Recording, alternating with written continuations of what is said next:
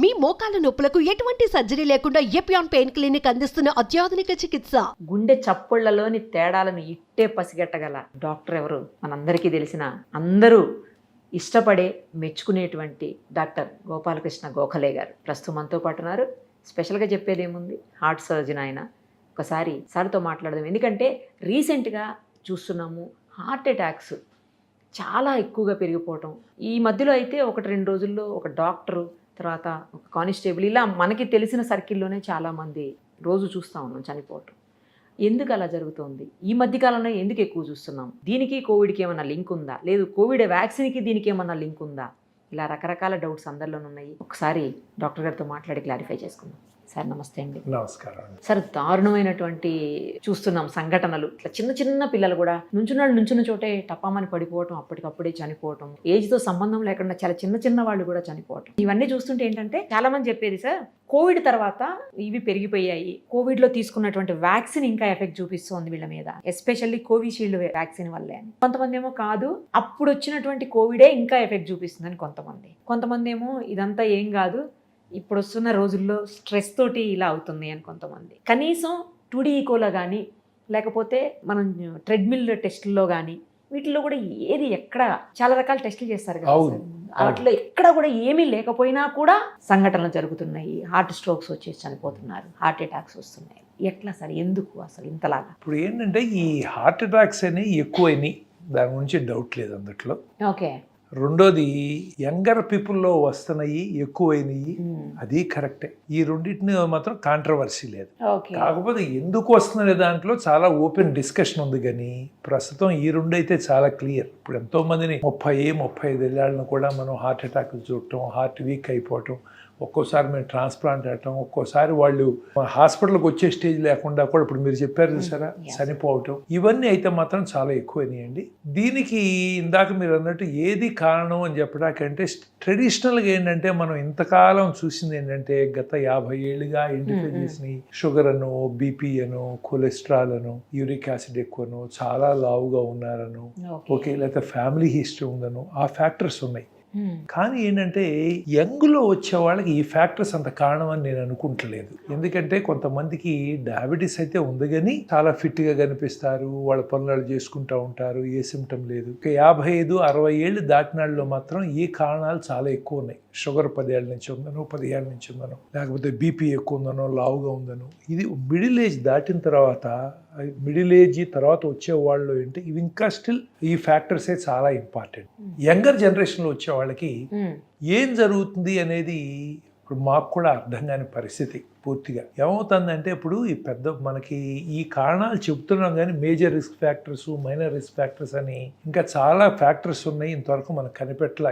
కొన్ని ఏంటంటే for example alpha lipoprotein ఎక్కువ ఉందను, లేకపోతే సిఆర్పి ఎక్కువ ఉందను, లేకపోతే హోమోసిస్టిన్ ఎక్కువ ఉందను, ఇలాంటివి కొన్ని ఉన్నాయి. కొన్నిటికి మనకి హోమోసిస్టిన్ లాంటిదని కొంత ట్రీట్మెంట్లు ఉన్నాయి. ఇప్పుడు ఆల్ఫా లైపోప్రోటీన్లు ఎక్కువ ఉన్నాయి, సిఆర్పి ఎక్కువ ఉన్నాయి, వీటికి అసలు ట్రీట్మెంట్ లేదు. ఇవి ఎందుకు ఎక్కువ ఉన్నాయి, ఎక్కువ ఉంటే ఏం చేయాలి? అట్లాగే ఇప్పుడు దాకా ఏంటంటే గుడ్ కొలెస్ట్రాల్ని, బ్యాడ్ కొలెస్ట్రాల్ని క్లాసిఫై చేసి కాన్ఫిడెంట్గా చెప్పేవాళ్ళు, మీకు గుడ్ కొలెస్ట్రాల్ ఉంటే ఏం పర్వాలేదు, ఎంత ఎక్కువ ఉంటే అంత మంచిది అని. ఇప్పుడు సైన్స్ తెలియదంటే గుడ్ కొలెస్ట్రాల్ కూడా ఒక 60 దాటితే వాళ్ళలో కూడా గుండె జబ్బులు రావచ్చు. సోకాల్డ్ గుడ్ కొలెస్ట్రాల్ కూడా. బ్యాడ్ కొలెస్ట్రాల్ ఇప్పుడు 150-200 దాటితే అంటున్నాము, గుడ్ కొలెస్ట్రాల్ కూడా. అలా కొత్త కారణాలు వస్తున్నాయి. వీటిలో ఏమైందంటే ఇప్పుడు మనకి కోవిడ్ కూడా ఒక కారణమా అనేది డెఫినెట్గా డిస్కషన్ ఉంది. ఏమైందంటే కోవిడ్లో ఇప్పుడు హార్ట్ అటాక్ ఎందుకు వస్తుంది? రక్తనాళం నుంచి బ్లడ్ వెళ్తూ ఉండాలి. అది ఎందుకు దెబ్బతినచ్చు? రక్తనాళం వాల్లో జబ్బు రావచ్చు, లేదా ఏంటి అందుట్లో మన ఫ్లో అయ్యేటువంటి రక్తంలో తేడాలు ఉండొచ్చు కదా. ఇంతకాలం మనం పైన ఈ రక్తనాళాల్లో డిపాజిట్ అయ్యే ఫ్యాట్ వీటి గురించి ఎక్కువ ఆలోచించాం. కానీ ఇప్పుడు రక్తం ప్రసరిస్తూ ఉంది, ఈ రక్తంలో కూడా తేడా వచ్చినప్పుడు క్లాట్స్ ఫామ్ అవ్వచ్చు. నాళాలు బాగుండొచ్చు, ఈ రక్తంలో కూడా థిక్ అయిపోయింది అనుకోండి, బాగా అవ్వచ్చు. ఇప్పుడు అట్లా కోవిడ్ టైంలో ఈ రక్తనాళాల ప్రాబ్లం కాకుండా రక్తం బాగా థిక్ అయిపోయి క్లాట్స్ ఫామ్ అవడం తెలుసు. ఎందుకంటే ఒకప్పుడు ఈ కోవిషీల్డ్తో కొన్ని ప్రాబ్లమ్స్ ఉన్నాయి.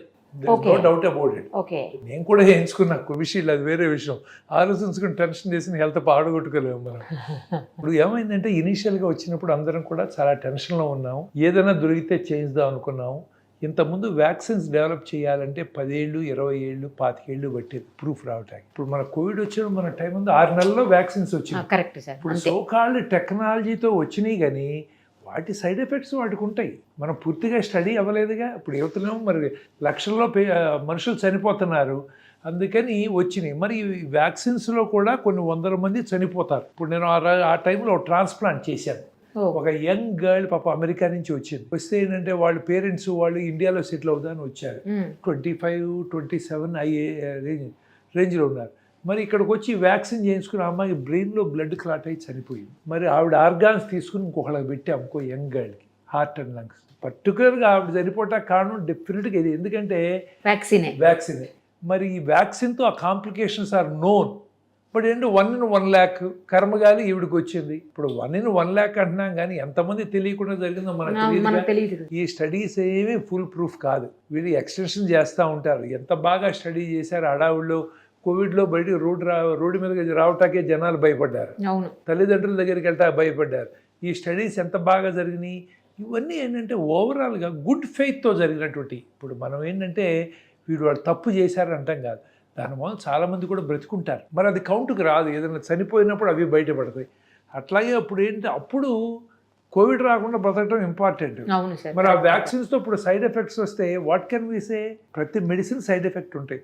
హార్ట్కి సంబంధించి కొన్ని మెడిసిన్స్ ఇస్తాం, సడన్గా చనిపోకుండా ఇస్తాం. కానీ ఆ మెడిసిన్ వలన థైరాయిడ్ ప్రాబ్లమ్స్ రావచ్చు, బ్లాక్ కలర్ వస్తుంది, రంగులో తేడాలు వస్తాయి. బతుకుంటే బలుసాకని మనం ఆ స్టేజ్లో బ్రతకడానికి ప్రయత్నం చేసాం. మరి వాటి ఎఫెక్ట్స్ ఒక్కొక్కటి బయటపడతా ఉంటాయి. So it is possible. అంటే సమ్ స్టడీస్ ఉన్నాయి, కాకపోతే ఏంటంటే ఈ రోజుల్లో అన్ని స్టడీస్, నేను ఏ స్టేజ్కి వచ్చానంటే నాకు పర్సనల్గా ఈ ఎక్స్పీరియన్స్ ఉంటే తప్పితే అన్నీ నమ్మలేని స్టేజ్కి వచ్చాయి. ఎందుకంటే అన్ని స్టడీస్ రిలయబుల్ కాదు. ఓ రోజు ఇది మంచిది అంటారు, తర్వాత స్టడీస్ ఇది చెడు అంటున్నారు. మరి ఏం చేయాలి? మధ్యలో మేము ప్రాక్టీస్ చేయాలి కదా. మరి మంచిగా పడేస్తాం, చెడు వచ్చినప్పుడు స్లో చేస్తాం. ఏదైనా తొందరపడకుండా చేయాలి. బట్ ఆ వ్యాక్సిన్ టైంలో అది ఎసెన్షియల్. అన్ని గవర్నమెంట్స్ ప్రపంచంలో అన్ని చోట్ల కూడా ప్రజలను బ్రతికించుకుంటూ ఎలా అని మీకు తెలుసు కదా. జనాలు స్పేస్ లేక రోడ్డు మీద పడి తెచ్చిపోయారు. బెడ్ కావాలంటే ఎంత కష్టం అయ్యేదో మనకు అందరికి తెలుసు. దొరకలేదు. ఇన్ఫ్లుయెన్సులు, మినిస్టర్ల ఇన్ఫ్లుయెన్సులు, డాక్టర్ల ఇన్ఫ్లుయెన్స్ ఎంత చేసినా కూడా దొరకని పరిస్థితి ఉంది అసలు. అందుకని వాటన్నిటికీ కొన్ని సైడ్ ఎఫెక్ట్స్ ఉంటాయి, నో డౌట్. ఆ సైడ్ ఎఫెక్ట్స్ మనం కొంత సఫర్ అవుతున్నాము. కాకపోతే దీని మూలాన ఈ సైడ్ ఎఫెక్ట్ ఖచ్చితంగా చెప్పలేము. కొంతమందికి లంగ్ ప్రాబ్లమ్స్ వచ్చినాయి, కోవిడ్లో బ్రతికిన వాళ్ళు ఉన్నారు. ఇప్పుడు లంగ్ ట్రాన్స్ప్లాంట్ చేయాల్సిన పరిస్థితిలో కొంతమంది ఉన్నారు. సో అందుకని అంటే కోవిడ్ కొంతవరకు కారణం, there is no doubt about it. ఏంటి ఆ జబ్బులో చనిపోయిన వాళ్ళందరూ కూడా కోవిడ్ కంటే కూడా బాడీ హైపర్ రియాక్ట్ అయింది. ఇప్పుడు మనం కొంతమంది ఇలా అన్నాం అనుకోండి, కొంచెం వాపు వస్తుంది, బాగా వాపు వచ్చింది అనుకోండి, అది పర్సనల్ ఎఫెక్ట్. ఇప్పుడు అట్లాగే పెన్సిల్తో కొన్ని లక్షల మంది బతికారు, కొంతమంది 100 మంది చనిపోయారు. అది ఎందుకది పెన్సిల్ ఫాల్ట్ కాదు, బాడీ ఎలా రియాక్ట్ అవుతుంది దేనికైనా మనకు తెలియదు. Each individual is different. Same medicine మన డిఫరెంట్, కానీ మెడిసిన్ అన్ని మానేస్తే మనకి ఏం మెడిసిన్స్ ఉంటాయి? ప్రతి మెడిసిన్ కూడా ఒక పాయిజన్, మరీ ఎసెన్షియల్ అయితే తప్పితే వాడకూడదు. సరైన డోసులో, తక్కువ డోసులో వాడితే కానీ పనిచేయదు. సో ఎంత మంచి మెడిసిన్ కూడా పాయిజన్. అందుకే చెప్తా, జనాలు వచ్చి మా అక్కడ నొప్పులు ఎక్కడ నొప్పులు అంటారు. అమ్మ, నొప్పులు ప్రతి వాడికి ఉంటాయి, బ్రతుకున్న వాళ్ళకి. మాకు నొప్పులు ఉంటాయి, అన్నిటికీ మందులు వాడద్దు.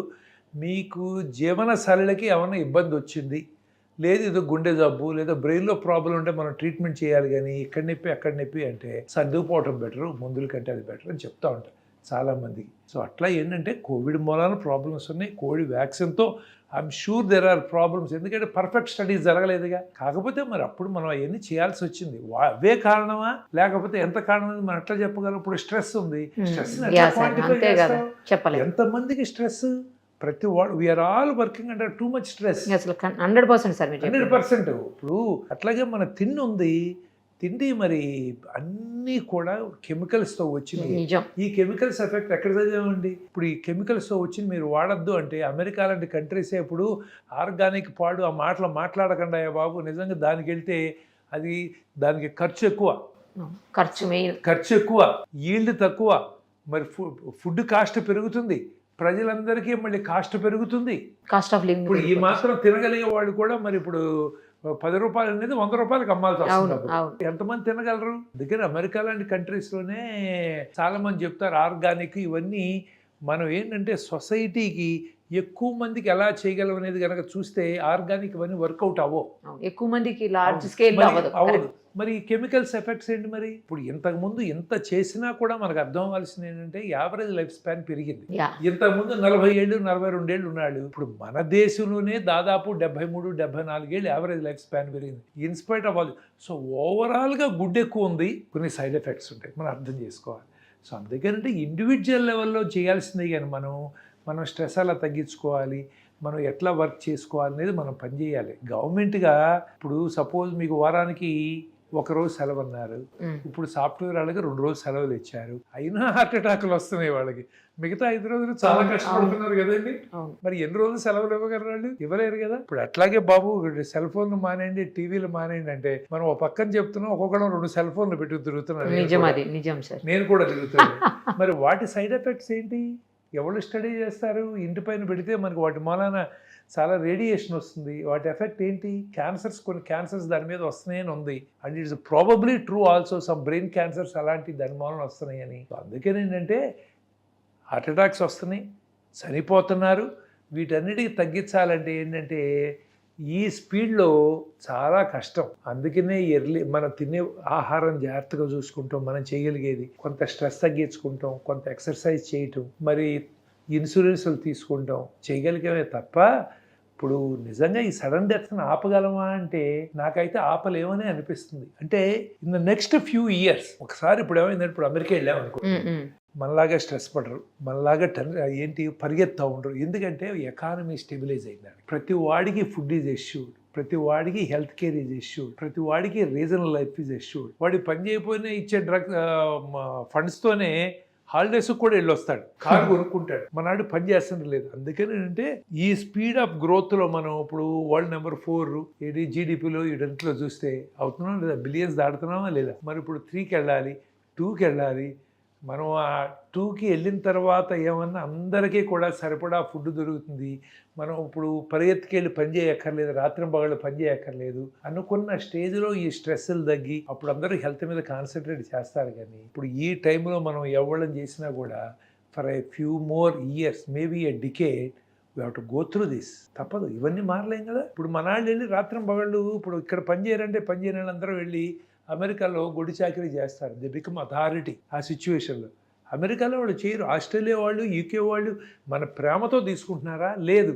ఎందుకంటే వాళ్ళు నైట్ డ్యూటీలు, ఇప్పుడు కార్డియాక్ సర్జరీ ఉంది, కార్డియాక్ సర్జరీకి వెళ్ళాలంటే అమెరికాలోను ఆస్ట్రేలియాలోను వాళ్ళు ఎక్కువ మంది వెళ్ళరు. అమ్మో రాత్రి వాళ్ళు ఎక్కడ చేస్తాం, ఎందుకు నాకు లేకుండా జీవితం గడుస్తుంటే ఎందుకని నేను పని చేయటం అనుకుంటారు. ఇప్పుడు మనం ఏంటంటే గ్రో అవ్వాలనే తపంతో మన అక్కడికి రిజిస్ట్రార్లుగా పనిచేయటం, ఎక్స్ట్రా డ్యూటీలు చేయటం, ఇవన్నీ చేస్తాం. అవును సార్, కరెక్ట్. కాబట్టి మనం కూడా ఎకానమీలో ఆ స్టేజ్, ఇప్పుడు మనం ఎకనామికల్గా వరల్డ్స్ 4th లార్జెస్ట్ ఎకానమీ ఇవన్నీ అంటాం, కానీ రిచెస్ట్ పూరెస్ట్ బోల్డ్ గ్యాప్ ఉంది మనకి. ఆ గ్యాప్ తగ్గిన రోజున అందరికీ అప్పుడు స్ట్రెస్ తగ్గుతుంది. ప్రాబబ్లీ అప్పుడు మనం ఏంటంటే ఫుడ్ ఏం తింటున్నాం, ఎలా తింటున్నాం అని అందరూ ఫోకస్ చేస్తారు. అదే అందరూ హెల్త్ కాన్షియస్ అవుతారు. ఈ లోపల ఏదో మనకి ఇప్పుడు ఇంకొకటి ఏంటంటే మనకి బేసిక్గా ఏషియన్స్, ఎస్పెషల్లీ మనకి ఇండియన్స్కి రక్తనాళాలు చాలా చిన్నవి. ఉన్న ప్రాబ్లం రక్తనాళాల్లో జబ్బు అన్నాము, రక్తం క్లాట్ అవుతుంది, అందుట్లో ప్రాబ్లం వస్తుంది, స్మోకింగ్ మూలన లేకపోతే కోవిడ్ వీటన్నిటి మూలన వస్తుందన్నాము. పైగా పైప్ సైజులు కూడా చిన్నవి మనకి. వాళ్ళకి ఇంత పైప్ ఉందనుకోండి, ఇంత పైపులో 50% బ్లాక్ అయినా మంచి ఫ్లో ఉంటుంది. ఇప్పుడు సైజ్ ఎంతే ఉందనుకోండి, 50% అయితే ఫ్లో అవుటాకి ఏముంది అక్కడ. సో అందుకని మనం we're genetically more prone than others. So we're actually running against so many factors. ఇంకా కొంత టైం పడుతుంది స్టెబిలైజ్ అవ్వటానికి. అప్పుడు దాకా ఎవరి కాలం వీలైనంత వరకు చెప్పడం చాలా ఈజీ. ప్రాక్టికల్గా నాకు కష్టం ఆ విషయం తెలుసు, నాకు నేనే అన్నీ చేయలేను. సో మనం ఏంటంటే కొంచెం రీజనబుల్గా ఎక్సర్సైజ్ చేసుకుంటా, తర్వాత ఏంటంటే ఫుడ్ వాచ్ చేసుకుంటా, తర్వాత వెయిట్ వాచ్ చేసుకుంటా, స్ట్రెస్ వీలైనంత వరకు తగ్గించుకుంటాకి sometimes we have to take holidays. ప్రపంచం గురించి మనం మానేసి మన గురించి కూడా ఆలోచించుకోవాలి. ఇప్పుడు నాకు ఇంత టైం పట్టింది, ఎన్నేళ్లుగా నేను పనిచేస్తున్నాను. ఇప్పుడు వారానికి 7 రోజులు పనిచేసాను ఎంతగానో. ఇప్పుడు ఒక 5 రోజులు 6 రోజులు తగ్గించాలని జనవరి నుంచి ట్రై చేస్తున్నా. ఎన్నేళ్ల తర్వాత ఈ పనికి లోపల కాలిపోవాల్సినవి కాలిపోయి ఉంటాయి కదా.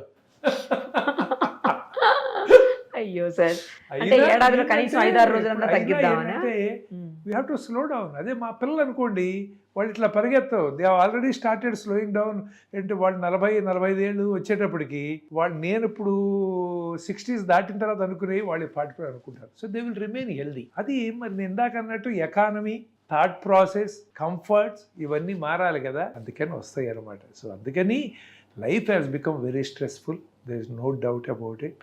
But unless we take extra time to cut down stress చేయాలి. ఇప్పుడు మీరు ఏమంటారంటే అందరం వచ్చి మనం చాలా ఈజీ చెప్పటం, మీరు మెడిటేషన్ చేయండి, ఎక్సర్సైజ్ చేయండి అని అంటాం. కానీ ఏమవుతుందంటే నేను ఇన్నేళ్ల నుంచి 35 ఏళ్ళ నుంచి ప్రాక్టీస్ చేస్తున్నాను హార్ట్ సర్జరీ. 85 అంటే ఇప్పుడు ఏంటి 40 ఏళ్ళు, యాక్చువల్ 40 ఏళ్ళు అయినా కూడా నాకు అన్నీ తెలుసని నేను కాన్ఫిడెంట్గా చెప్పలేను. నేను there is so much I don't know. ప్రతిరోజు నేర్చుకుంటానే ఉంటాం, కాన్ఫరెన్స్లకు వెళ్తాం, ఇంకా టెక్నాలజీస్ నేర్చుకుంటాం. మరి అటువంటిప్పుడు నువ్వు సడన్గా మానేసి నేను ఈ స్ట్రెస్ తగ్గించేసుకోవాలి, మెడిటేషన్ చేస్తాను కూర్చుంటే వస్తుందా? దానికి కూడా కొన్ని సంవత్సరాలు ప్రాక్టీస్ చేస్తే మనం స్ట్రెస్ని తగ్గించుకోగలం.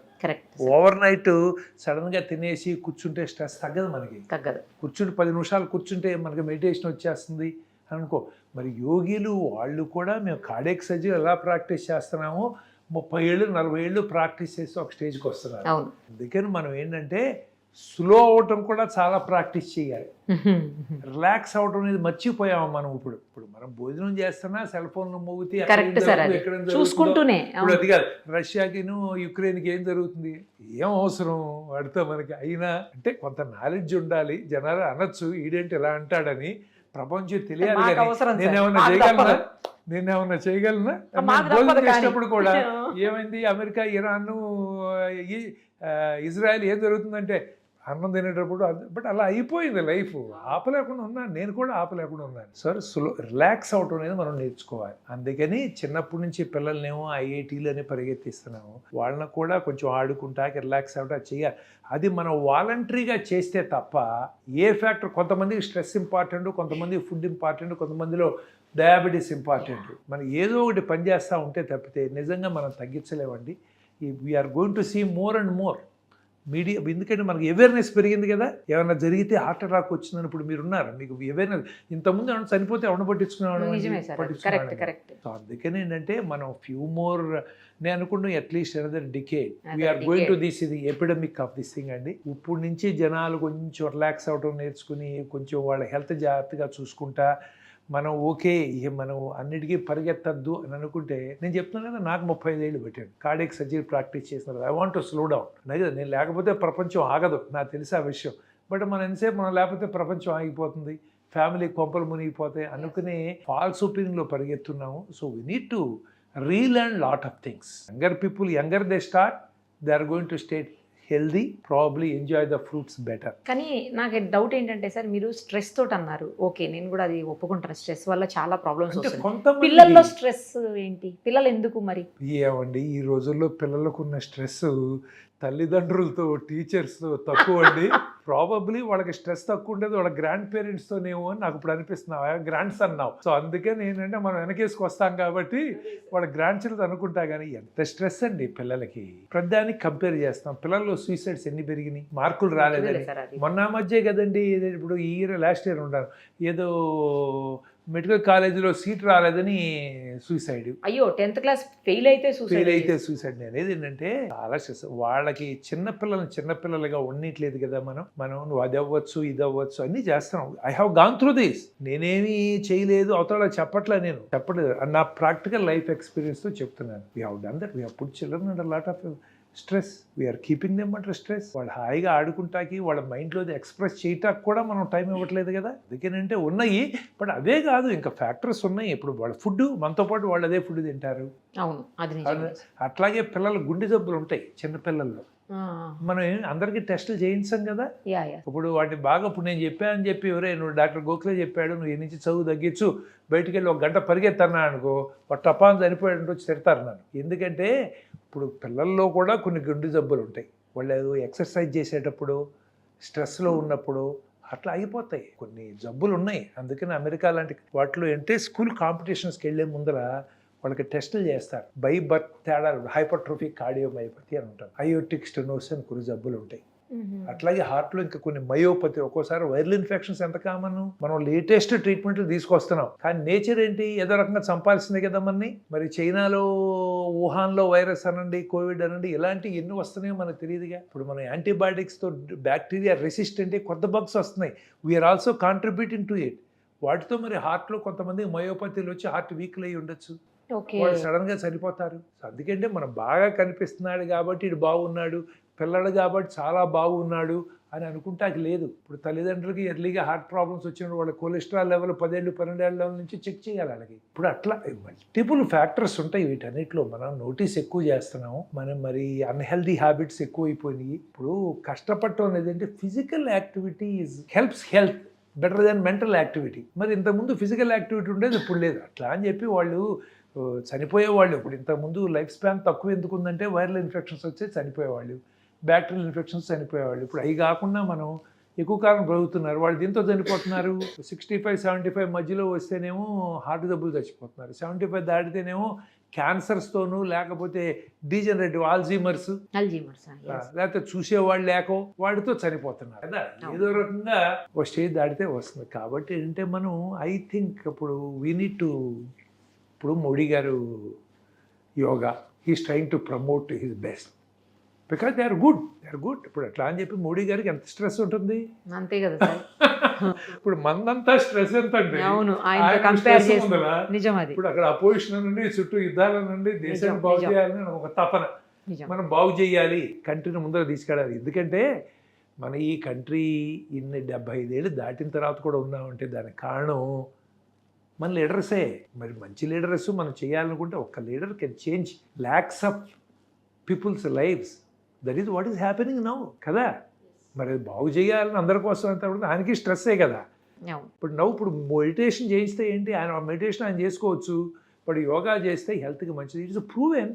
యోగా చేస్తే అంటే ఒక అరగంట వాకింగ్ చేసినట్టే ఒక అరగంట యోగా చేస్తే జాయింట్ పెయిన్స్ ఉన్నాయి, కదలలేవు, అవి చేస్తే ఈక్వల్ బెనిఫిట్ ఉంది. ఓకే, మరి ఈక్వల్ బెనిఫిట్. దీనికి ఏంటి మనం వేలు కట్టక్కర్లేదు, ఇలాంటివన్నీ ఉన్నాయి. సో అందుకేనంటే ఇది అ కాంప్లికేటెడ్ స్టోరీ. మనం ఒక దాంతో మనం ఇది చేస్తే తగ్గుతుందని మనం చెప్పలేము. మల్టీ ఫ్యాక్టోరియల్ అని అంటాం.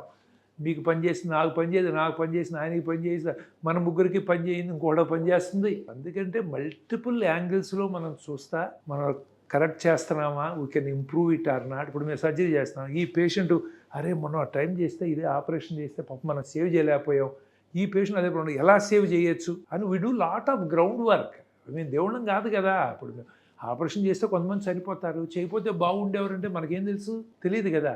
So we try to improve our results, try to do more. అట్లాగే అంటే ఈ విషయాల్లో కూడా how you can take care of our results. Sir మరి కొంతమందిలో టెస్టులు చేయించుకుని 2D ఈక్వలెంట్ టెస్టులు చేస్తారు కదా సార్, ఆ టెస్టులు చేయించుకున్నా కూడా అందులో ఏమీ లేకపోయినా చనిపోయే పరిస్థితులు వస్తుంది. చనిపోతారు. ఎందుకంటే ఇప్పుడు నేను అన్నాను సార్ మల్టీ ఫ్యాక్టర్లని. సార్ ఆయన సిగరెట్ తాగడు, ఆల్కహాల్ తీసుకోరు, రోజు పూజ చేసుకుంటాడు, ఒక గంట పూజ చేస్తే చెప్పిన డాక్టర్ అలాగే ఏ హ్యాబిట్ లేదు, అదే చేసుకుంటాడు, ఇవన్నీ అంటారు. అయినా ఎందుకు వస్తుందంటే బోల్డ్ మనకు తెలియని రీజన్స్ ఉన్నాయన్నమాట. అట్లాగే ఇప్పుడు ఈ ఎకోలు ఈసీజీలు ఒక 20 ఏళ్ల తర్వాత ఏంటో డాక్టర్ అది ప్రిమిటివ్ టెస్టులు చేసేవారు, ఇంత సింపుల్ టెస్ట్ పైన ఎలా పెడితే తెలిసిపోతుంది అనేది టెస్టులు వస్తాయి. ఇది డెవలప్ అవుతాయి అనమాట.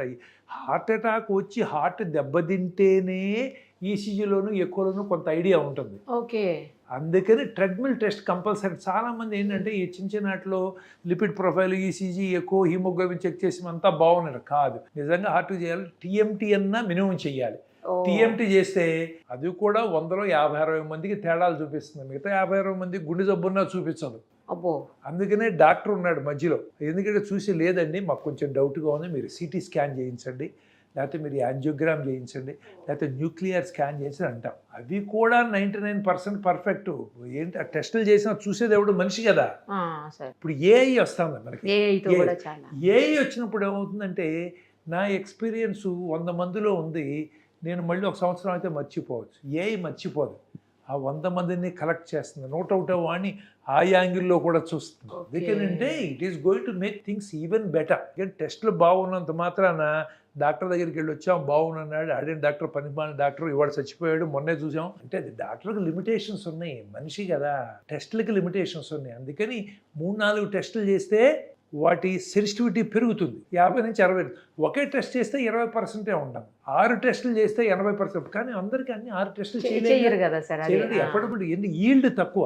మనం సొసైటీలో అందరికీ సిటీ స్కాన్లు యాంజియోగ్రాములు చేస్తే ఏమవుతాయి? ఇప్పుడు అందుకని అమెరికా లాంటి దగ్గరికి వెళ్తే వాళ్ళకి సిటీ కొనరీ యాంజియో చేయాలంటే 3 నెలలు 4 నెలలు పడుతుంది, పర్మిషన్లు ఇవ్వరు. వాళ్ళందరూ ఇక్కడికి వచ్చి ఊరిని పొద్దున్న వచ్చి మధ్యాహ్నం చేయించుకుని నెక్స్ట్ డే వెళ్ళిపోతారు టెస్ట్లు. ఎందుకంటే మన దగ్గర ఈ లిబరేటెడ్ సొసైటీలో డబ్బులు కడితే వాడికి టెస్ట్ అవుతుంది. అక్కడ వాళ్ళకి చాలా ఖరీదు ఆ టెస్టు. ఇన్సూరెన్స్ ఆడు పర్మిషన్ ఇవ్వాలి, ఇన్సూరెన్స్ ఆడు చూస్తాడు నీకేం డయాబెటీస్ ఉందా, నీ వెయిట్ ఎక్కువ ఉందా, కొలెస్ట్రాల్ ఎక్కువ ఉందా, హార్ట్ అటాక్ వచ్చిందా, ఓకే అయితే వెళ్ళి చేయించు, లేకపోతే నీకు ఇవ్వనయ్యా నేను. ఎందుకంటే ఇన్సూరెన్స్ ఆడు ఏం చేస్తాడు, వాడు డబ్బులు సేవ్ చేసుకోవాలిగా, ఈజ్ డూయింగ్ బిజినెస్. సో అందుకని ఏంటంటే మనం టెస్టులు చేసి నార్మల్ అన్నంత మాత్రాన గ్యారంటీ లేదు మనకి. ఆ ఓన్లీ థింగ్ అంటే మనం ఒక 60% పాసిబిలిటీ లేదంటాం. మన ఆ 100లో 40 మంది గుండె జబ్బు ఉంది, మేము మిస్ అవుతున్నాం. ఇవన్నీ ఇప్పుడు ఏఐ అలాంటివి వచ్చినప్పుడు సెన్సిటివిటీ పెరుగుతుంది, కొంత హెల్ప్ చేస్తాయి. కాకపోతే వాటితో హామ్ ఏంటో మనకు తెలియదుగా. ఇప్పుడు ఫుడ్ లేని రోజులు కెమికల్స్ వేసి ఎకరానికి 10 బస్తాలు బదులు 40 బస్తాలు చేసాం. వాటి ప్రాబ్లం ఏంటో ఇప్పుడు ఫేస్ చేస్తున్నాం. అట్లాగే ఏఐతో ప్రాబ్లమ్స్ రేపు పొద్దున్న వచ్చి మరి అవన్నీ మనకంటే స్మార్ట్ అయిపోయి ఏ ఆపరేషన్ నువ్వు కాదు కూర్చో, నువ్వు కింద ఊడు లేకపోతే సామాన్లు కడుగు నేను ఆపరేషన్ చేస్తాను అంటే ఏమో తెలియదు. నేను ఆపరేషన్ చేసిన సామాన్లు నువ్వు కడిగంటే కడగాల్సిందే నేను. అలా ఉంటాయి అనమాట. సో బట్ కానీ యాక్చువల్లీ మరి ఏదన్నా సిమ్టమ్స్ని తెలుసుకొని జాగ్రత్త పడేదానికన్నా ఆప్షన్ ఉందా సార్? పోనీ ఉంటాయి, కానీ 25-30% of heart attacks happen silently. సడన్గా నిద్ర సరిపోతారు. అంటే ఇవన్నీ చేస్తే మనకు డిప్రెషన్ వస్తుంది, కానీ మనం స్టిల్ ఏంటంటే అందుకని అంటాం చెస్ట్ పెయిన్ వచ్చినా, మెడలో పెయిన్ వచ్చినా, కొత్తగా 40 ఏళ్ళు దాటిన వాళ్ళకి ఇంతకుముందు బాగా నడవగలుగుతున్నావు, 4 అడుగులు వేస్తుంటే ఇంతకుముందు లాగా నడవలేకపోతున్నావు, ఆయాసం వస్తుంది, లేదు ఇక్కడ మంట అనిపించినా బాబు అది గుండె జబ్బు ఏమో ఎక్స్క్లూడ్ చేయండి అంటాం. అలా వచ్చిన వాళ్ళలో ఒక 10-15% గుండె జబ్బులు ఉంటాయి. మిగతా 85-90 మంది గుండె జబ్బులు కాదు, ఈ gastric irritation, muscle pain, bone pain ఉంటాయి. కాకపోతే ఇవి ఎక్స్క్లూడ్ చేయడానికి బోల్డ్ టెస్టులు చేయాలి. అందుకని ఒక సిమ్టమ్, కానీ ఆ సిమ్టమ్ ఓన్లీ గుండెకి స్పెసిఫిక్ ఏమి ఉండదు. ఇక్కడ పెయిన్ వచ్చిందంటే స్కిన్లో ప్రాబ్లం రావచ్చు, పైన మజిల్లో కింద మజిల్లో రావచ్చు, బోన్లో రావచ్చు, హార్ట్ బయట ఉన్న ఈసోఫాక్స్, ఇంటెస్టైన్స్ వాటిలో రావచ్చు, గుండెలో కూడా కావచ్చు. కాకపోతే అవన్నీ చంపవు కాబట్టి దీనికి కొంచెం టెస్టులు చేస్తాం. కానీ చాలాసార్లు డాక్టర్లు కూడా నేను బాగున్నాను, ఎక్సర్సైజ్ చేస్తున్నాను, నా డయాబెటీస్ లేదు, నాకు గుండె జబ్బు ఎందుకు వస్తుంది, ఇదేదో ఫ్యాన్ వేసుకుని లాగుతారు, టప్పని అయిపోతారు. సో ఏం డాక్టర్లకి ఏమీ ఎక్సెప్షన్ లేదు. చాలాసార్లు డాక్టర్లు కూడా ఇదే ప్రాబ్లం. కొంతమంది పేషెంట్స్ వస్తారు, సార్ మేము డాక్టర్ దగ్గరికి వెళ్ళాం సార్, గుండె జబ్బు నీకేమీ లేదయ్యా బాగుందన్నారు, ఈ యాంజియోగ్రామ్ చేయండి సార్ అని అడిగాం. యాంజియోగ్రామ్ వద్దన్నాడు సార్ డాక్టర్ గారు, అయినా మేము ఇన్సిస్ట్ చేసాం, యాంజియోగ్రామ్స్ ఇన్ని బ్లాక్లు ఉన్నాయి, మనం మీ దగ్గరికి సర్జరీకి వచ్చామంటారు. సో అది కూడా చూస్తాం మేము. సో అందుకని ఓవరాల్గా ఏంటంటే యూనిట్లో కొంత ఫిలసాఫికల్గా వెళ్ళి మనం ఆరోగ్యం జాగ్రత్తగా ఉంటాం, మనం కొంచెం కొంత స్లో అవటం, కొంత టైం మనకంటూ మనం కేటాయించటం. Correct sir. ఓకే, మనం చేసేది కూడా మనం ఒక్కొక్కసారి మనం ఇంట్రోస్పెక్ట్ చేసుకుంటాం. ఇలాంటివి చేసుకుంటూ ఉంటే ఓవరాల్గా సొసైటీ ఇంప్రూవ్ అయ్యే కొద్దీ ఇవి కూడా తగ్గుతాయి తప్ప అప్పుడు అమెరికాలో ఇంత తొందరగా జరగవు. 30-35 ఇయర్స్కి వాళ్ళకి ఈ ప్రాబ్లం లేదు. వాళ్ళకి ప్రాబ్లం ఎందుకంటే మరి వాళ్ళు ఐఎమ్ షూర్ పొల్యూటెడ్ ఫుడ్ తింటున్నారు, కాకపోతే పొల్యూషన్లో వాళ్ళ రెస్ట్రిక్షన్స్ ఎక్కువగా. మనం ఏదైనా చేయొచ్చు. ఆర్ఎంపీ నా పక్కనే ఆర్ఎంపీ ప్రాక్టీస్ చేసి మొన్న ఎవడో వేశారు, ఎక్కడో అహ్మదాబాద్లోనో ఎక్కడో 800 గుండె ఆపరేషన్ చేశాడని చెప్పారు. వాడు సర్జరీ చేయలేదు, స్కిన్ ఇన్సెషన్ ఇచ్చాడు, వాడి దగ్గర 300 మంది వెళ్ళాడు, 3 సంపాదించాడు, 3 పేరుంది, చివరి పట్టుకుని జైల్లో వేశారు. నా పక్కనే ప్రాక్టీస్ చేయొచ్చు, మనం ఏదైనా చేయొచ్చు ఈ దేశంలో కదా. అదే మందులు ఇవ్వటానికి మేము ఎస్టేట్ చేస్తాం, ఆర్ఎంపీ ఎంపీలు రాసేస్తారు. సో కాబట్టి నేను అనేది ఏంటంటే వీటిలో మన దేశంలో డ్రగ్స్ ఉంది, మన దగ్గర ఉన్న డ్రగ్స్ అన్నీ కూడా FDA అప్రూవ్ రావు. ఎందుకు మరి? వాళ్ళ చాలా స్ట్రిక్ట్ స్టాండర్డ్స్ ఉంటాయి వాళ్ళకి. మన దగ్గర స్టాండర్డ్స్ లేవు. యూరోప్లో కొంచెం తక్కువ స్టాండర్డ్స్, అందుకని మన మందులు కొంచెం యూరోప్లో తొందరగా అవుతాయి. బట్ అమెరికాలోకి వెళ్ళిన డ్రగ్ అంటే బోల్డ్ స్టాండర్డ్, వాళ్ళు వస్తారు, ఇన్స్పెక్ట్ చేస్తారు, ఇరగదీస్తారు, బోల్డ్ ఇన్స్పెక్షన్లు, ఒప్పుకోరు, ఇన్ని ఉంటాయి. మరి ఎంత పొల్యూషన్ ఉందో మన మందుల్లో కూడా ఉందా లేదా? ఆ మందులతో చాలా మంది బతుకుతున్నారు, కానీ కొంతమందికి ప్రాబ్లమ్స్ వస్తున్నాయి. అంటే మీరు కనుక ఏది మనం రిస్క్ బెనిఫిట్ రేషియో చూసుకుంటే చాలామంది సర్వ్ అవుతున్నారని కొంతమందికి రిస్క్ పెరుగుతుంది. ఓకే. మరి అవన్నీ మన స్టాండర్డ్స్ ఇంప్రూవ్ అయిన రోజున అప్పుడు మనం డెవలప్డ్ కంట్రీ. ఇప్పుడు ఈ రోజున మనం 4th లార్జెస్ట్ ఎకానమీ అయినా ఎవడన్నా ఒక్కడిని వచ్చి ఇది డెవలప్డ్ కంట్రీ అనమనండి. మనకున్న వెనకాల ఎకానమీస్ ఉన్నాయి. ఇప్పుడు ఐ థింక్ లండన్, ఫ్రాన్స్ ఇవన్నీ behind us, but they are developed countries, we're not developed countries. ఆ స్టాండర్డ్స్ రాలేదుగా. సో అందుకని ఆల్ దిస్ ఓవరాల్గా స్టాండర్డ్స్ మనుషుల థింకింగ్లోను, ప్రాసెస్లోను, ఇంప్లిమెంటేషన్ థింకింగ్ పెరిగిన రోజున then they will start coming down. ఇప్పుడు 30-35 ఏళ్ళ హార్ట్ అటాక్లు అమెరికాలో రావండి, ఇంత రావు. వాళ్ళు పిల్లలు ఉన్నారు, మరి వాళ్ళకి కొన్ని టెస్టులు చేస్తున్నారు, మన దగ్గర జరగవు. అందుకని ఏంటంటే ఇది all there is a system problem, there is a human problem. ఇవన్నీ కూడా ఏంటంటే మనం ఓవర్ నైట్ దీనికి ఇది మనం చేస్తే వెంటనే రికవర్ అవుతాము అన్నట్టు ఉండదు. ఇవన్నీ ఆలోచించాలి. తెలియని చాలా ఉన్నాయి. మనకే కాదు, అమెరికాలో మనుషులు కూడా ఎక్స్పోజ్డ్, తెలియనాటికి ఎక్స్పోజ్ అయ్యారు. But they are able to control. వాళ్ళ హార్ట్ అటాక్స్ పెరగట్లేదే, వాళ్ళ హార్ట్ అటాక్స్ తగ్గుతున్నాయి, మనవి పెరుగుతున్నాయి. అందుకని ఇవన్నీ కూడా నేను అన్నట్టు మనం ప్రతి దాంట్లో ఫుడ్ దగ్గర నుంచి, స్ట్రెస్ దగ్గర నుంచి, అవన్నీ చాలా ఫ్యాక్టర్స్ డెఫినెట్గా కాంట్రిబ్యూట్ చేస్తున్నాయండి. There is no doubt about it. డెఫినెట్గా కాంట్రిబ్యూట్ చేస్తున్నాయి. క్వాంటిఫై చేయలేము దాన్ని, అన్నిటినీ క్వాంటిఫై చేయలేము. System improve. ఇప్పుడు ఇంతకుముందు హార్ట్లో వాల్వ్ ప్రాబ్లమ్స్ వచ్చాయి, రొమాటిక్ వాల్వ్స్ అని వచ్చాయి. రొమాటిక్ ఫీవర్ నుంచి గొంతు నొప్పి వచ్చి పూర్ సోషియో ఎకనామిక్ స్టేటస్లో ఉన్నప్పుడు వాటి నుంచి హార్ట్ దెబ్బతినేది. వాటికి వాల్వ్లో మారుస్తూ ఉండేవాళ్ళం, జబ్బులు ఉండేవి అనమాట. ఇప్పుడు ఎకానమీ ఇంప్రూవ్ అయినా రొమాటిక్ ఫీవర్ తగ్గిపోయింది. వీ హార్డ్లీ గెట్ ఆ వాల్వ్ పేషెంట్స్. అది మేము చూస్తున్నాం కాబట్టి మాకు తెలుసు. అది effect of side effect of better side effect of economy improvement. ఎందుకంటే అందరికీ సరైన ఫుడ్ వస్తుంది, యాంటీబయాటిక్స్ కాస్ట్ తగ్గినాయి, డాక్టర్లు ఎక్కువ మంది అయ్యారు, వాళ్ళకు కూడా ఆరోగ్యశ్రీ ఏదో ఒకటి తొందరగా హాస్పిటల్కి వెళ్ళగలుగుతున్నారు. వాటి ఎఫెక్ట్స్ ఇలా తెలుస్తాయి అన్నమాట. ఓవరాల్గా మేము చూస్తున్నాం కాబట్టి ఇవి కూడా అంతే. హార్ట్ అటాక్స్ మీరు ఎప్పుడో తగ్గడం మొదలవుతాయి, 10 ఏళ్ళ తర్వాత వస్తారు. మనకి ఎందుకని ఇంతకుముందు ఉండే ఇప్పుడు తగ్గినవి, మీరు ఏం చేశారు డాక్టర్ గారంటే ఏం చేయలే, మేము స్పెషల్గా ఏం చేయలేదు. బట్ మల్టిపుల్ ఫ్యాక్టర్స్లో ఇంప్రూవ్మెంట్ వచ్చి మన క్వాలిటీ ఆఫ్ ఫుడ్లో, తినే ఫుడ్లో, థింకింగ్లో, ఎక్సర్సైజుల్లో, మరి రిలాక్సేషన్లో, వీటన్నిటిలోనూ కూడా ఇంప్రూవ్మెంట్ వచ్చి తగ్గుతాయి. ఇప్పుడు అప్పుడు దాకా తప్పదు. మనం we have to face, we have to lose our near and dear, but we have to keep thinking about it, how to improve. అప్పుడు కానీ సిస్టమ్ ఇంప్రూవ్ కాదు. చాలా చక్కగా చెప్పారు sir. Thank you sir, thank you so much. I only wish that will be able to save these younger people. Suman టీవీలో మీ personal and business promotions కోసం కింది నెంబర్కి కాంటాక్ట్ చేయండి.